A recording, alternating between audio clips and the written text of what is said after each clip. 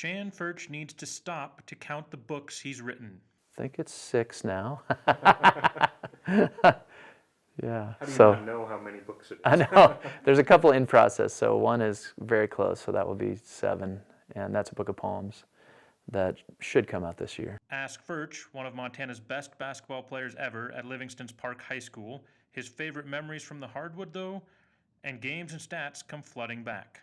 Our team shot 27%, so you kind of think, what if he shot 31%?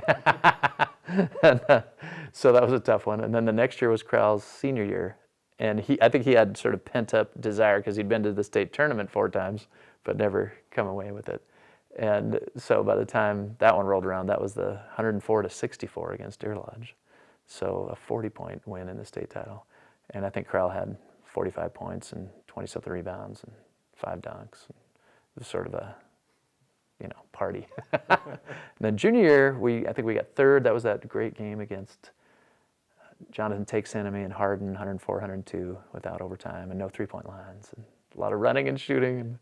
And then senior year was the 99-97 double overtime against Butte Central at the Bozeman Fieldhouse, the Max Worthington Arena. The Class A boys basketball state tournament returns to what is now Brick Breeden Fieldhouse this week, but it will be hard-pressed to live up to that 1985 championship, one of the best games in Montana's basketball history. Ferch scored 39 points, capping a senior season in which he averaged 28.7 points per game. That was great with all the close friends from Park High. John Moran and Mike Kokot and Randy Petrich and Jim Lane and all the other guys.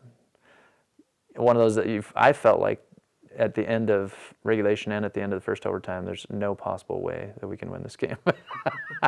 We were down like substantially within the last minute in both of those. But it came through, and it was a great moment. Ferch has a long and distinguished basketball career, which included stops at Montana State, Pepperdine, and the Bundesliga, a German professional league. It was that time in Germany where Ferch began to successfully transition to academia.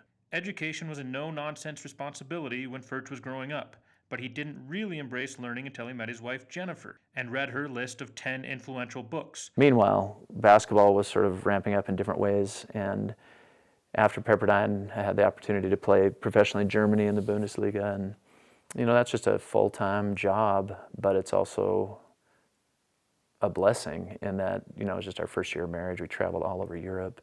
We were reading all the time. Ferch read Martin Luther King Jr. and Dietrich Bonhoeffer while in Germany, which is probably what really started the learning, he said. He returned to Pepperdine to get his master's degree and later a doctorate in psychology in Canada. He's been a professor of leadership and forgiveness studies at Gonzaga for 21 years.